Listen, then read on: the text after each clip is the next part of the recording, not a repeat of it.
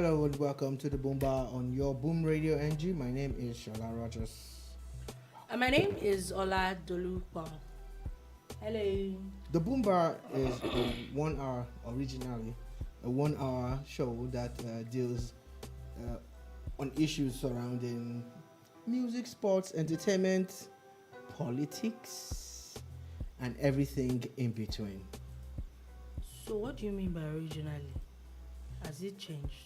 The Legend series is usually built to be for 2 hours. So without trying to confuse people, that's why I said the Boom Bar originally. And this is an original Boom 1 hour of music sports. They are the Legend series. The Legend. You see, the problem is that a lot of these kids went to school, but excuse you, comprehension is an issue. But it's all right. I get your limitation in scope and getting to understand that fake is not the opposite of original. Said it's fake. Yeah, those were my exact words, Abby. Thank God that technology does this for us. There's video. Yeah, you said fake. It's people like you that live on Twitter. You're one of those people. No, I do not live on Twitter. I'm sure you know I do. Who dwell on Twitter, and you know not only do they live there, you know I do not live especially on social media, but Twitter in particular. Someone comes out to say, "I like vegetables." It's people like her that will go, "Oh, so what? So what should meat eaters do?" I'm sure you know that I'm not like that. So okay, so if you're not like that, and I said that the Boom Bar originally is built to be 1 hour. You're just saying something that is completely contrary to what I said. You are trying to shift the narrative, and you see you're picking on the wrong person, the wrong time, the wrong place, wrong everything. You know. So because in exactly how many words did you hear the word fake? You said fake. And sadly, for people who are going to watch this for the first time, be like, what are these people going on about? So I'm just basically trying to point out the kind of person that I am spending the next couple of seconds with, so minutes as the case may be. Excuse you. Anyway, good morning, good afternoon, good evening. I hope that you enjoyed your weekend. Did I enjoy my weekend? Not bad at all. Was a tad bit hectic here and there, but you know, there's a nice feeling that you set out to do stuff and it works the way you want it. So yeah, actually not bad at all. Not bad. It was actually a very nice weekend, and also very interesting weekend in the world of sports, or what I say, in the world of football. It's official now. Liverpool, I think we can say that Liverpool is officially title contenders.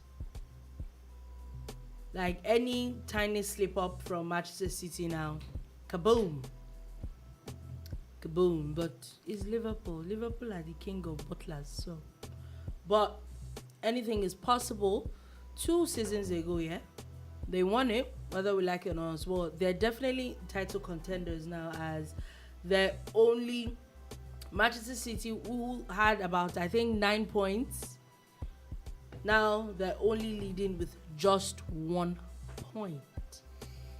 Well, football, life happened to City, losing a game that nobody thought they were going to lose. They lost, God knows, very silly games. That's the funny thing. Then dropping points in another game that nobody thought they would drop. And the thing about it is, for every time they lost or dropped points, Liverpool was gaining grounds on them. Teams like Chelsea, Liverpool, and Arsenal were not losing.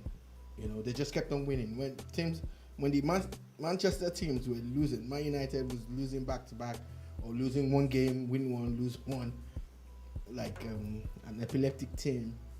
You will find that City, I put daylight between them and their City rivals, but we're slipping on the teams from outside Manchester. Liverpool kept on putting on the points on the board. Now Arsenal are confirmed top 4 contenders. Yeah, Chelsea is still in the mix. Chelsea is definitely in the mix. The team that everybody knew, the real butlers are actually Tottenham Hotspur, because they had the advantage of 5 or 6 games at hand. But the truth is, again, I think that if they had played how we expected them to play, I think they would have been in the position Chelsea is in now. So that's where it is. I think that Chelsea is comfortable. Let me put it there. They're comfortably like top 4 now. Arsenal is getting more. Yeah, we know after their loss to Liverpool, they came back 2 days ago on Saturday. They came back with a win, a 1-0 win, and Bukayo Saka again. That child. Is that a sound? Or, I don't know. There's something that I'm hearing. Like no, that should be. No, that's it again. Okay, it was your hand eating the table. All right. So it's that boy again. I really, really hope Arsenal does not let him go for whatever reason. His wishes were ours. I hope that they do not let him go. Tottenham also decided to step up their game. That was yesterday. They had a 3-1 win against West Ham. Another team that I thought was really, really doing a lot was West Ham. But they seem to be dropping points now as they've dropped all the way to 7th. Tottenham has now officially bounced Manchester United. As they all have, they've all played their games. In fact, West Ham has even played 30 games compared to most people that have either played 29 or 28 games. And so Tottenham is 5th on the table. Manchester United is 6th. That's another team that you really don't know at this point. You just don't know for anybody. Everybody is just being everybody. FA Cup was also yesterday. Manchester City decided to be angry and beat Southampton 4-1 away yesterday. Liverpool beat Nottingham 1-0. Surprising though. That was a very surprising game because I personally thought that Liverpool was going to do better than that. Also, Crystal Palace beat Everton 4-0. What is the plan with Everton? What does Everton plan to do with themselves this season? Well, they moved all the way to 17th. Like they're like same team. Team won a game about 2 days before playing this cup game that they played, and in the dead of the game, just when everybody had felt it was going a certain way, Alexi Iwobi popped up and scored an historic goal, something that really changed. There's a video of the coach Frank Lampard saying that he actually got injured celebrating that goal and everything. There's another player, Richarlison, who ran from one end of the pitch to the other, ran across it just to join in the melee and everything. But the truth is that they have what it takes to be a top 6 team, if not top 4, top 6, top 8, and the constant change in management does not help matters at all. Where they're going, I won't be surprised if they get ready. If they survive the drop, the sad thing is they're going to kick out Lampard again, and they'll start from. Yeah. But if Lampard keeps them up, I think they should let him stay, so that at least they can start something from there. They seem to have a lot of money and they don't know what to do with it. Okay, so that's basically a little bit. Also, yesterday there was El Classico. Can you imagine? For a few now, there's been El Classico without Ronaldo or Messi. No Ronaldo, no Messi, no Benzema. When you think that this guy is one of the hottest properties out there, one of the best strikers in the game at the moment, and he's had a beautiful season, beautiful season. Real Madrid are doing very well in the La Liga. Oh yeah, they're about 9 points ahead of everybody else. So they had the advantage of being on top of the league and all of that. The last 2 or 3 El Clasicos have been drab. Not because the games were not fantastic, but because there's no Ronaldo and Messi. And there's no Messi. And everybody's nobody's like as interested in it as. So for this one, kudos must just go to Barcelona. They played an amazing game. Xavi ball, like they like to call it. Xavi has shown us that there's something there. There's something there. Apart from being a club legend, he actually looks like he understands how to get the best out of these players. And with the new players that they got in the January transfer window, it's looking very, very. Oh yeah, they need as many. They're on the up and up, you know. And Aubameyang still stands out for me. Man of the match performance for me. So my issue is, so what happened with Aubameyang in Arsenal? Arsenal was not playing for him. Nobody was playing for him. Nobody was putting him in the place that he wanted to be, and he also didn't seem to be as committed as he should have been anymore. So it's not Arsenal that was the problem. It's not that Aubameyang was also the only problem. The problem is that he wasn't getting the kind of service that he should be getting. But wasn't he playing with most of the players that he was playing with when he was? It's not about playing with the players. It's not about not playing with it. It's about the service. If you go back and look at the last couple of games, it's like the way Barcelona was set up for Messi. Everybody plays for Messi. Everybody's delivering the ball to where Messi is. If he decides to drop deep, everybody knows that they have to play from another side of the pitch and all of that. But I've always said that Aubameyang is a world-class striker, and you just need to make his life easy and he will give you the goals. But of course, there was a falling out between him and the manager, and there was no way they could reconcile their differences. But before that, he was already not playing really well. There was already issues in the team, and that's why he wasn't playing well. Like I said, the service was not as it should be. The coach was not playing him the way he should play him. And Aubameyang, of course, is human too, and all of. And again, there's one thing again that I'm going to add to this. There is no striker in the world, no footballer in the world, no human being in the world that is 100% all the time. There will always be a lull, there will always be the highs and the lows and everything. And I remember when Alan Shearer was playing for England and he wasn't scoring for them for a long time. They kept on fielding him, kept on believing in him until he found his scoring boots again. And that's what you do for a player like Aubameyang. He's the captain, for God's sakes. You put him up there, make him feel good and get the best out of him, you know. And I feel that the manager felt that he was just not going to work, working, and he already knew he wanted him out anyway, because there's nothing anybody else was going to tell me. He probably wanted him out earlier than that. But the thing is, he's found a place where they want to play for him, and he went there on the free. That's the sad thing for Arsenal. Like you don't ship out that kind of player on the free, because he's still world class regardless. You actually make money off him like really well if you're going to let him go. And right now, he's bang. He's doing really well for Barcelona. He's doing El Classico, and he was huge.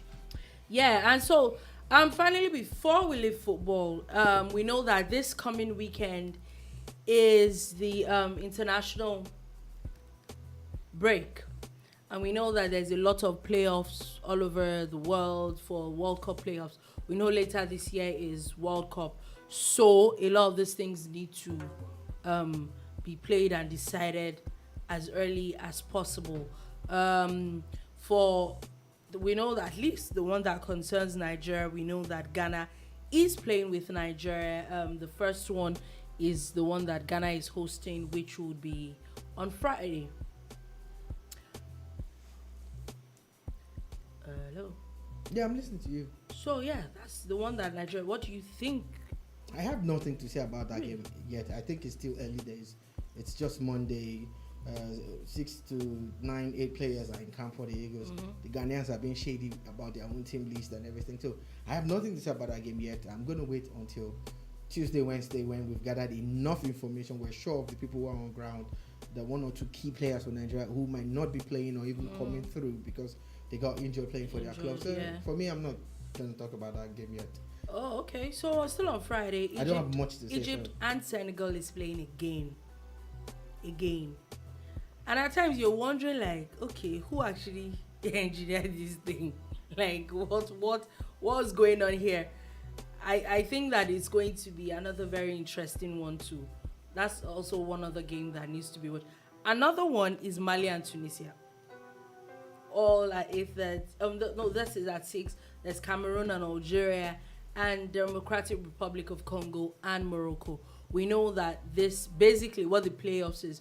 Whoever wins the aggregates of these games is through to the World Cup now. So we'll see how that goes. I know that a lot of people are not always very interested in this. They say that country's football is not as, it's not as interesting. I kind of agree, kind of a little bit too, but we'll see how it goes. But I really do hope that Super Eagles just beats Ghana. Like, Ipo, they are not that good. Let's know what we are doing.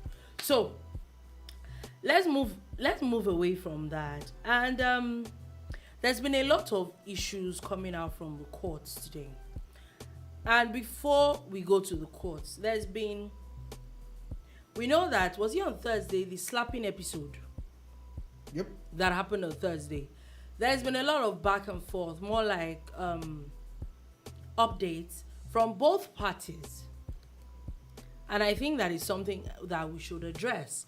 On Friday, there was a statement by Bianca Ojukwu talking about how former First Lady had come to meet her and was hurling insults at her, and she was touching her, hitting her, and so she had to retaliate by getting up and hitting her. And that she smelled, she was reeking of alcohol, that she felt she was drunk and all that. That was why she had that. Now, just today, Mrs. Former First Lady had come out to say that she was on her way to greet the former ambassador when she just got up and slapped her face. And I'm wondering, except there's some cuckoo going on, how do you want to greet someone and the person just hits you?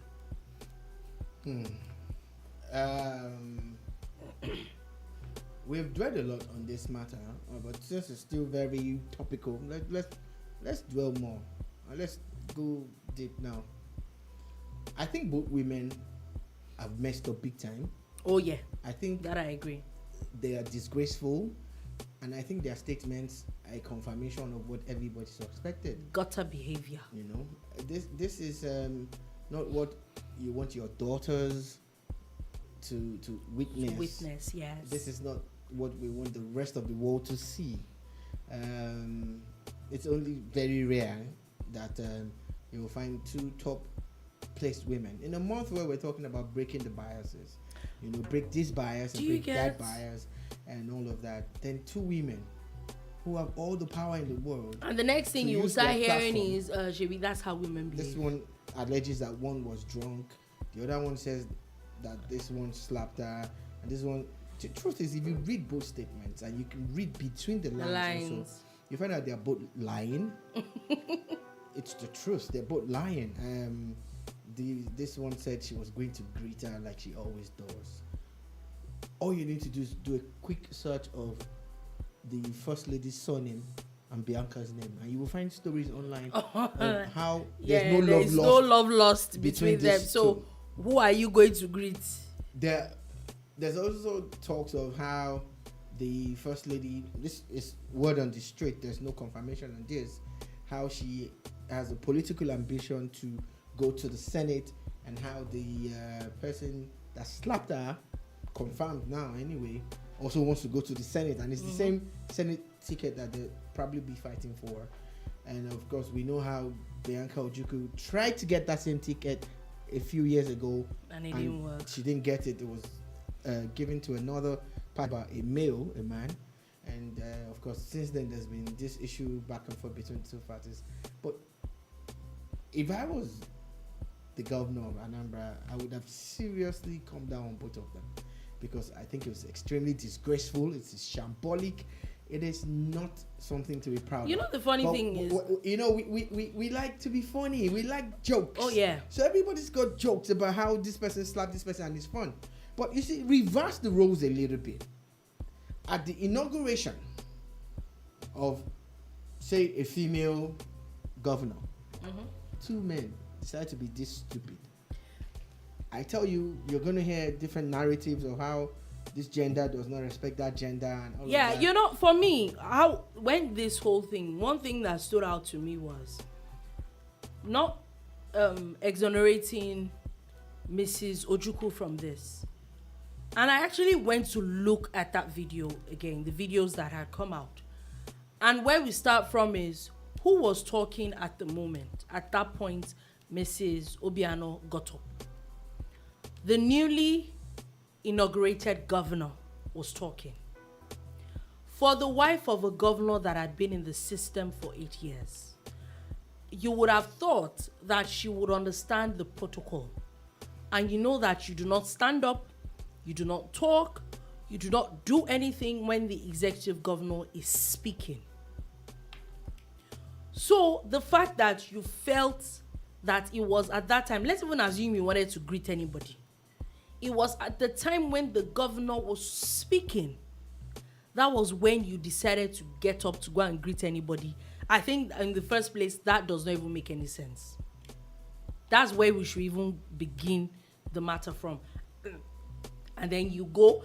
And then if you see the video again, she was all going and I'm like, why do we do these things? And we're very quick to say we're not third world. But why is it that we behave, at times we behave like we're not civilized?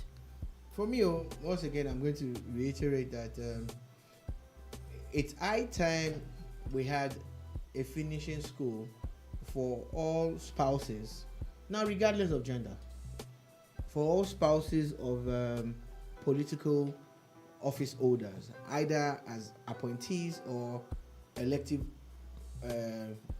position holders, people who have won elections or have been brought into a government at the local At least so government, you will know that state you know and how federal to level. behave. They need to understand decorum, they need to understand protocol and all of those things. It is high time we actually did stuff like that. We need to stop assuming that they would behave. They will know. And they will understand. I've been at an event where we were inside the hall at a hotel.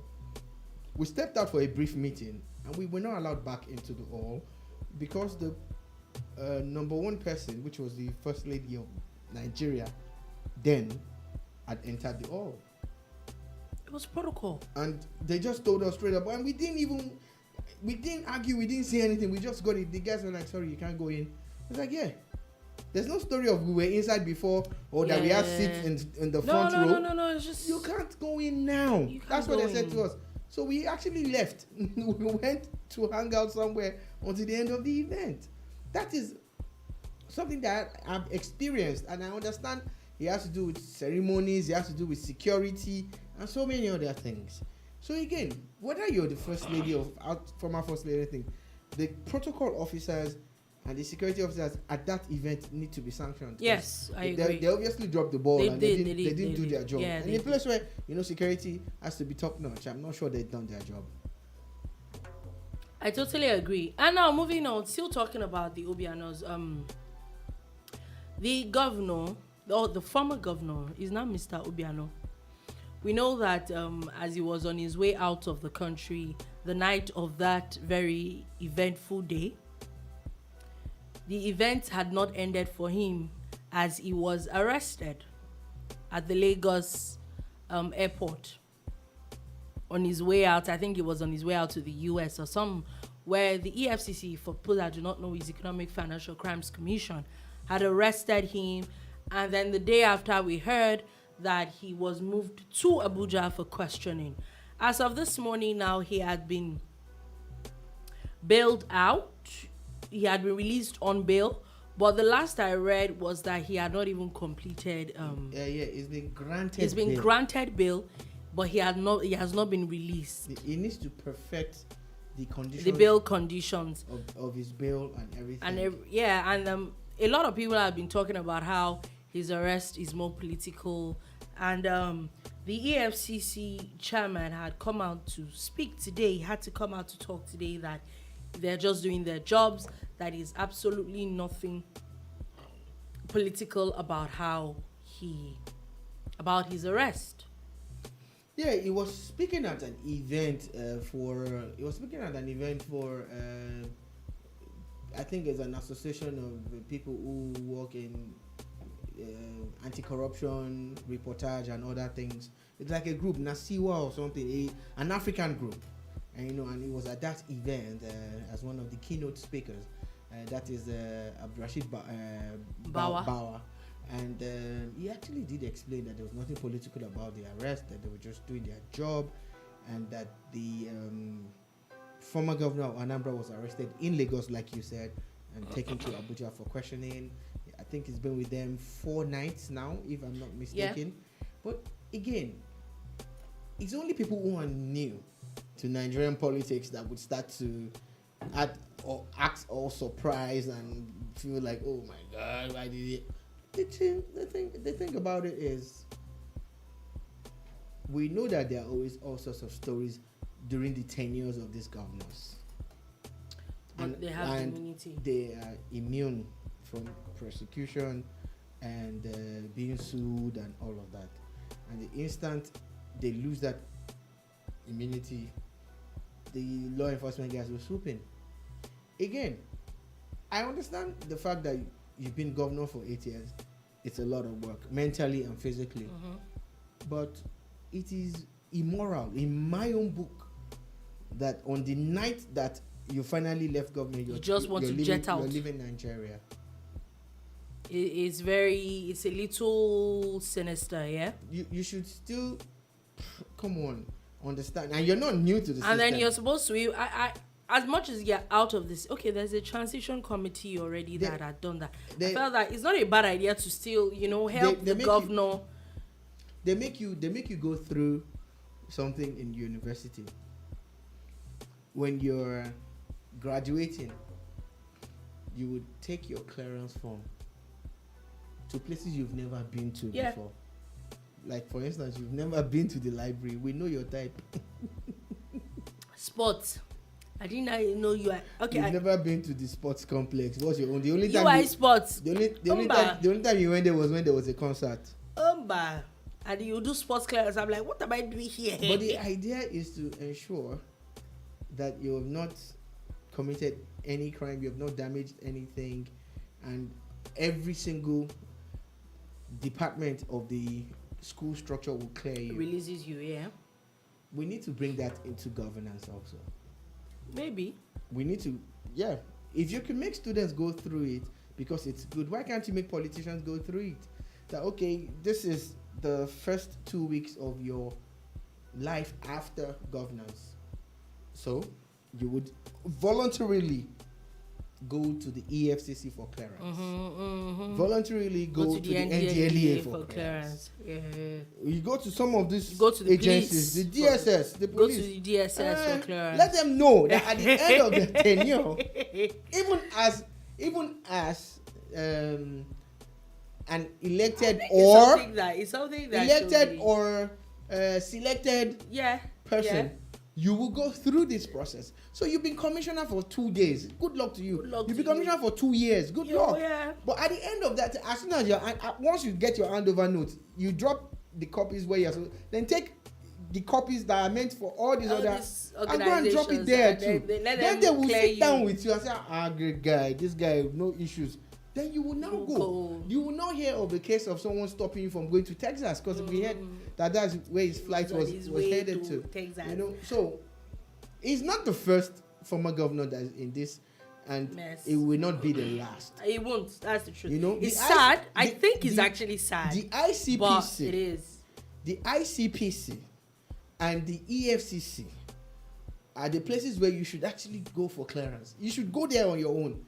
That, okay, I'm done. I handed over to Soludo last night or this morning, and I am here. I'm here to allow for my clearance. Yeah, because if you are not allowed to sue me for 4 years or 8 years, if you know you've not committed any crime or you're not, go there. Then it's that same clearance that you will now take, because we know all of them. They want to go to Senate.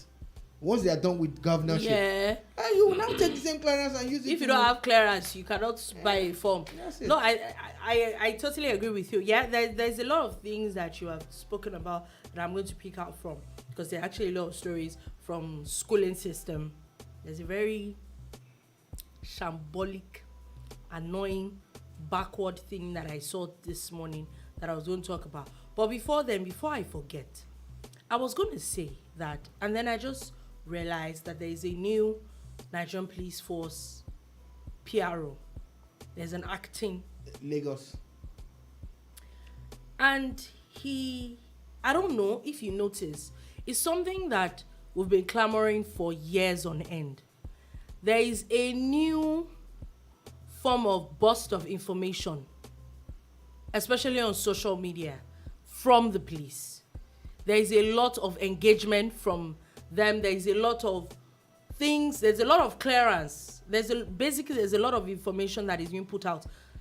I know that there's a particular person. I'm not following the person, but the amount of engagement the person has, I seem to see the person's tweets virtually every day, and looks like the person seems to have something to say every single day. And they've been talking about stopping people, arresting people, and like, I know that you had talked about a lot of things that is clearance. People need to understand. People do not know these things. And one of the things that we're going to talk about is the issue of tinted permits. I know, was it last week? We're still talking about this permits thing and all that. Yeah. And now, the Nigerian police force has now come out. They have basically said that their personnel should stop demanding for custom papers, that it is actually illegal for police to ask for your custom papers and tinted permits. According to the acting force public relations officer, he had come out to say that the issuance of tinted glass permits is officially suspended. Remember, we're talking about it and how they said that it's suspended. Which is which? And I think this definitely explains a lot. So what this person is saying, that no policeman should demand your custom papers except they're on a joint operation with the customs. Now, that's one. They're now saying that all they have to do, they can't even ask you for your tint permit. Your car has tints, so maybe they will be able to see inside normally when they stop you or something. He said that, I quote, "You were to stop any vehicle with tints, search the vehicles and its occupants, but not to delay for not having tinted glass permits." Yeah. The thing is, it's a changing world. Mm-hmm. Things have changed. Things have evolved. Now, when we were based in Ibadan, we interfaced with the then PRO, Ajishe Butu, who was the PPRO in Oyo State. And in between that time, I don't know where he was, but a few months ago, sometime last year, he was actually transferred to Lagos. Mm-hmm. And the person you were talking about now is the one that has replaced him. And I'm like, why did they take him away so fast? Now, that guy is an amazing PR person. That's Ajishe Butu. But what I think is the difference is lack of use of social media. Yeah. The new guy. Oh no, this guy is. Before he became PPRO Lagos, Mm-hmm. go check his tweets. He's there talking about Davido, and that's who he is. He's actually very real. And he's getting a lot of engagement from people. People are asking questions, they're replying. And he responds. Yeah. And I'm like, this is what we need. I always like to digress to prove a point. When Jesus Christ was going to make his triumphant entry, he told his people, go into that city and get me the best donkey or whatever. And I said to people, at that time, that was the mode of transportation that was, available to man. That if Christ had come in 2022, we probably would have said, a private jet. Get me a Maybach or something. Today, I'm going into that city as a king. Mm-hmm. What does that have to do with what I'm about to say or I've been saying? It's the same thing that you need to move with the times. So, social media should not be seen all the time as something bad. It should be seen as a chance to engage. You see how some people use it. You see how even some celebs that you think you probably won't have access to, they respond. Sometimes in the negative, sometimes in the positive. But it just shows you how well managed it can be the things that you can achieve. You know, so a lot of people are quick to condemn social media, but the current PPRO Lagos is showing he's doing that it's not that difficult. No, he's doing amazing with it. We have to be honest with ourselves. I go to the threads and then you see people asking him and he's replying. I'm like, and this is information people need to arm themselves with.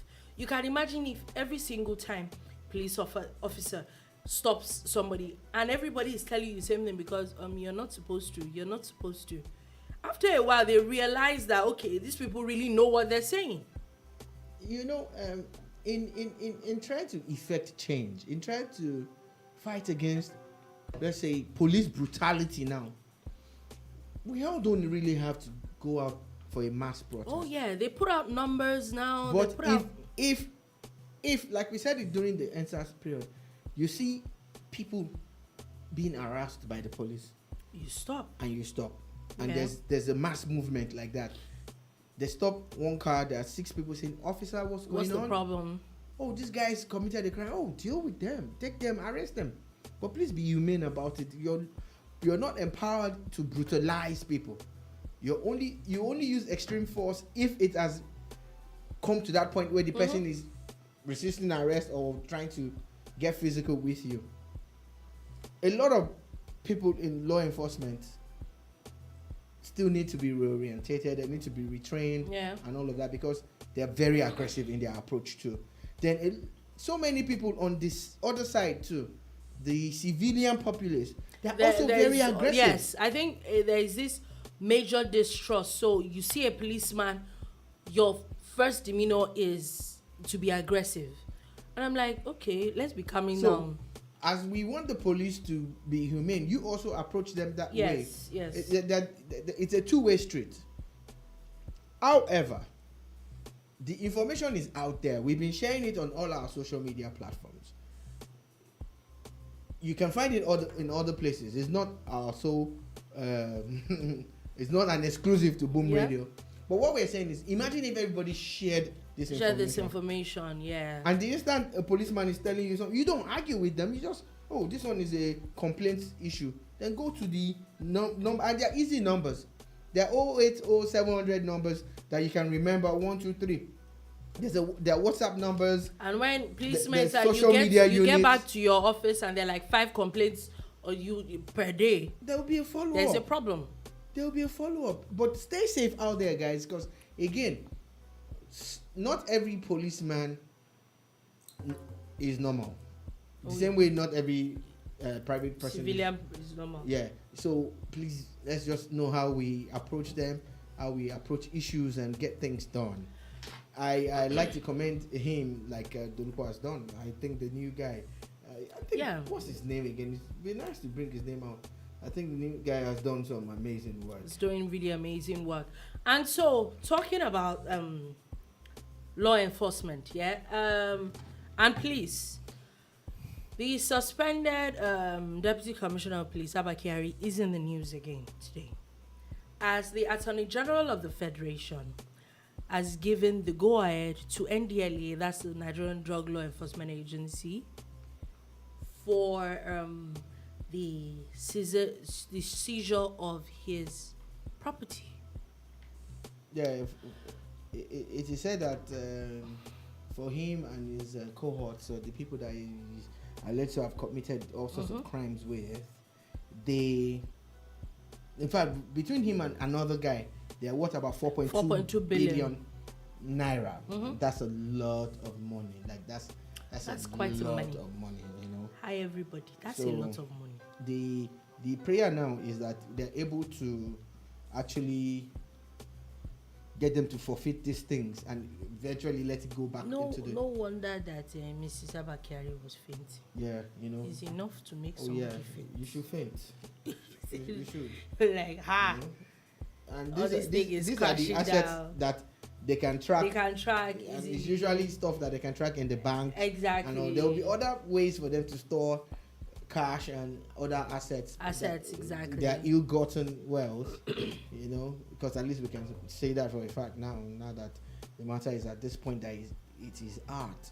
So my own prayer for this is expedited judiciary process, to expedite that process. I don't like this dragging. You come to court, it's adjourned for 3 weeks. What is the 3 weeks for? What's it for? What What's happened the to 3 the weeks next day? for? What happened to the next day? Baba will do this case, make everything go sharp, make we move on for the guy matter. When they see the process, when criminals see the process of judgment, in some cases might be delayed because of investigation and everything. But for you to come to court, that means you're ready. Point, yes. Before you charge someone to court, you should be ready. At least 90% of your investigation is done. It's concluded. So that's the part where I don't get it. They don't meet 4.2 billion for 2 people account. Obviously, not be their inheritance.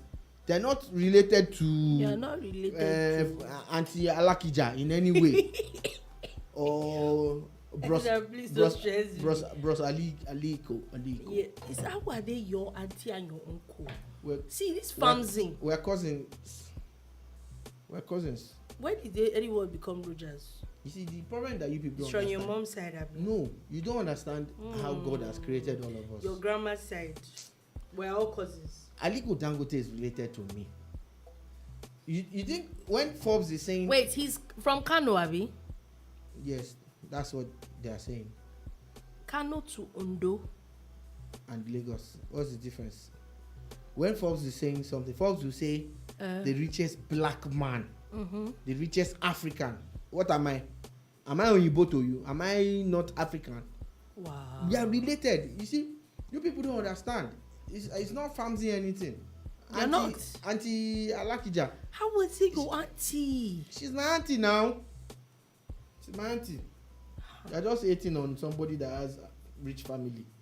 That's all. You to go and create your own rich family. The Lord is your strength. Now, you're still talking about police before we finally leave police. Oyo State Police Command has officially rescued 2 suspects who is alleged that they attempted to kidnap a 9-year-old girl. So they rescued them from being lynched this morning. Sorry, they were what's it called? It was yesterday. They were informing us today, but this happened yesterday when these police operatives, were just on patrol around Alakia around 9:20 a.m. when they saw that some people were about to be killed. And at times, I do not support jungle justice, but I feel that at times it is the anger in people, the kind of things that you hear these days, is probably what made people come up with those things, which I don't know how they do it, how you pick people up. But I just try to like be in their heads. Like, I'm sure that maybe that's what's wrong. Like, any one of you that we catch like this, you are gone. I remember growing up in Surulere, and there was this period where there was a spate of robberies, in our neighborhood. So anybody they catch like this. These 2 guys were arrested. They were actually apprehended by, the guys on the street.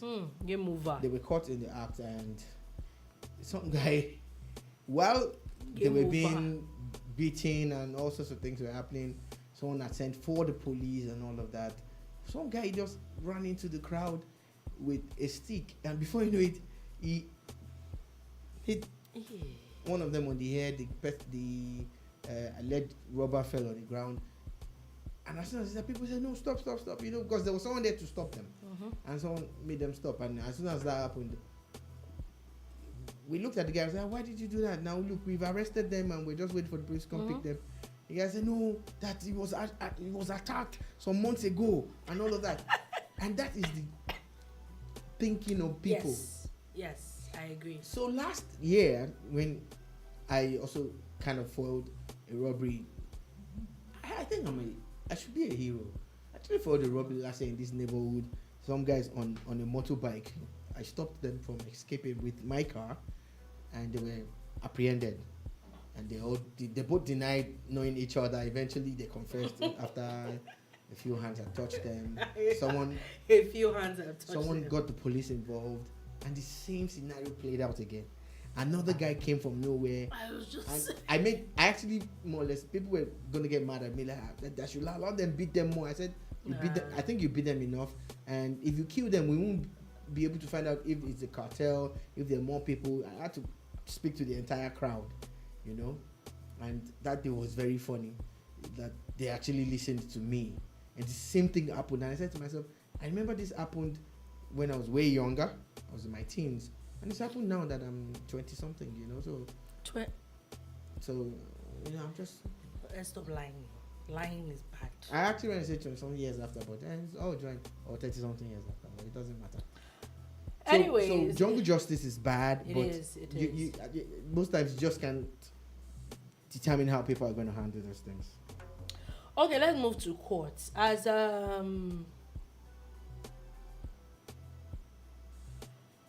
very interesting story, as Justice Taiwo of Federal High Court sitting in Abuja today sacked some members of Federal House of Representatives and Cross River State House of Assembly who defected from the PDP to the APC. Okay, so it looks like this defection matter is becoming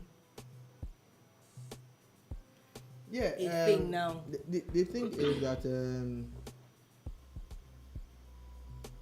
we are still going through the process of growth when it comes to politics, and the judiciary will interpret the laws the way they can.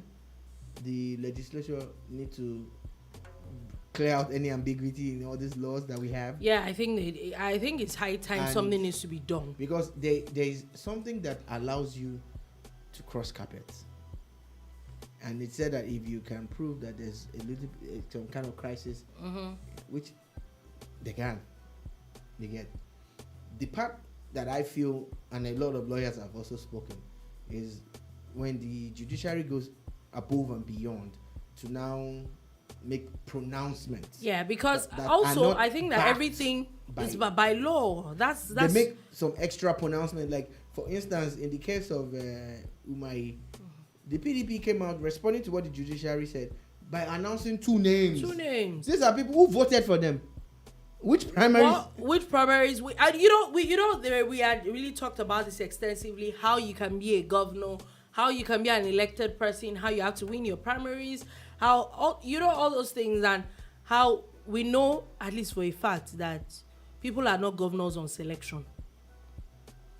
So I think that judiciary needs to really work on this, because now what would be a major issue? We know that Governor Umahi's zone was, I think, a week or two ago. What would be a major issue is that if all these cases get to Supreme Court or the appellate court and the courts throw these judgments out, so what's the point? That's where I'm trying to go. And when you speak to lawyers, especially a constitutional lawyer, he will tell you that the constitution which supersedes anything. This has, at least we've done a little bit of research, and we're saying that this thing is not backed by law. So is it the judiciary doing more harm than good? Which I also think is not just the judiciary now. We know that constitutional amendments are ongoing. It is now official that the legislature needs to spell this thing in black and white.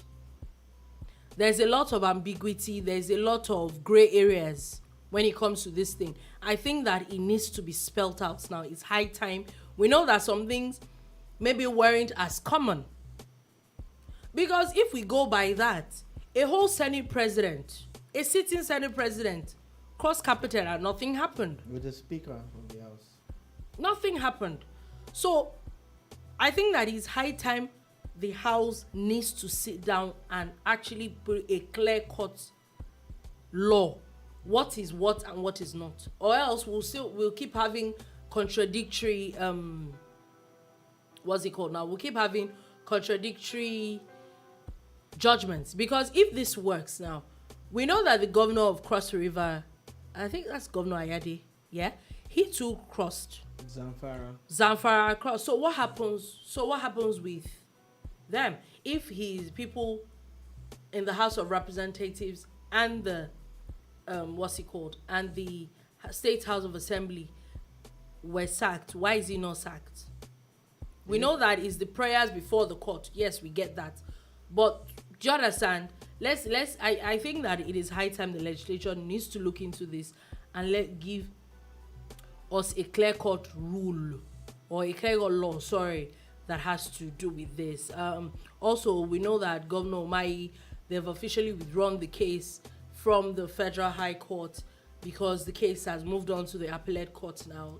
But again, shout out to the Nigerian media for causing a lot of confusion and chasing clout and clicks, because the headlines are misleading.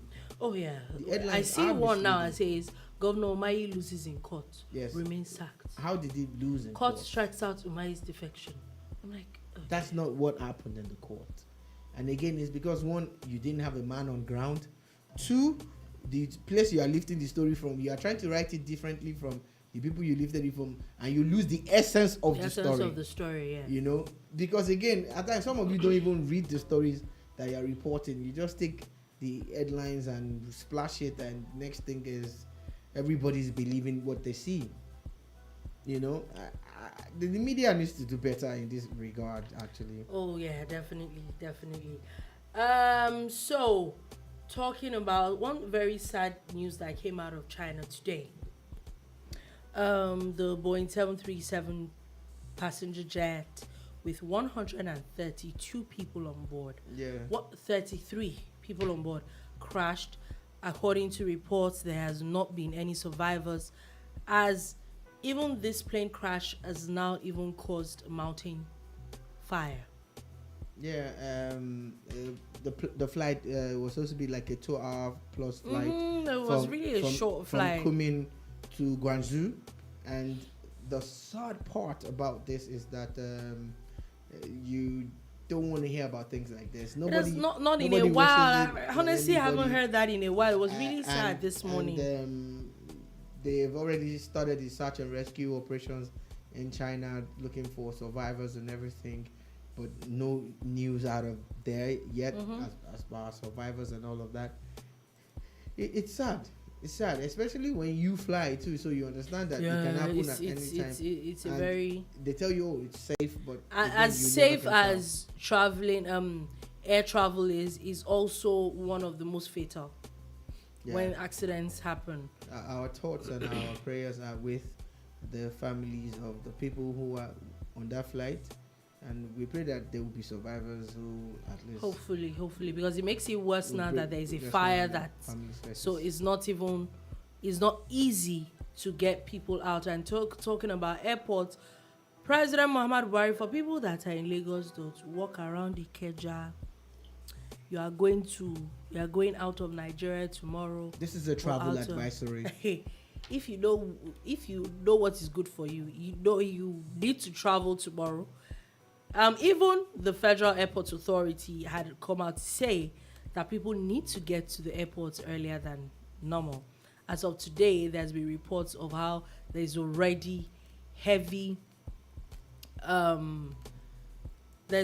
security around the airport, around Ikeja today, as tomorrow morning the president is coming to commission second terminal of the Murtala Mohammed Airport, International Airport. That I'm happy to witness this, because I know that this terminal matter has been forever.